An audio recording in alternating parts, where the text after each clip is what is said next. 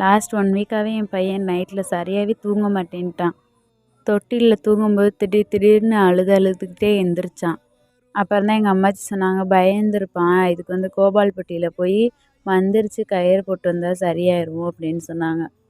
இந்த கோபால்பட்டி நத்தத்துக்கு பக்கத்தில் இருக்குது. அப்புறம் இன்னைக்கு காலையில் நாங்கள் கார் எடுத்துகிட்டு கிளம்பிட்டோம், தம்பிக்கு போய் கயிறு போட்டுட்டு வந்துடலாம் அப்படின்னு.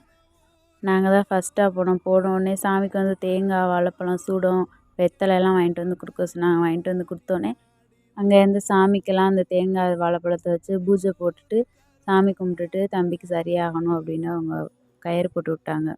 அங்கே தான் இந்த மலை அட்டைப்பூச்சி ஊறிக்கு இருந்துச்சு, அதே கேப்சர் பண்ணேன். அழகர் கோயில் வழியாக தான் வந்தோம். 18ஆம் படி கருப்பட்டையும் போய் சாமி கும்பிட்டுட்டு தம்பிக்கு மந்திரிச்சிட்டு வந்துடலாம் அப்படின்னு அங்கேயும் போய் சாமி கும்பிட்டுட்டு மந்திரிச்சிட்டு வந்தாங்க அம்மா.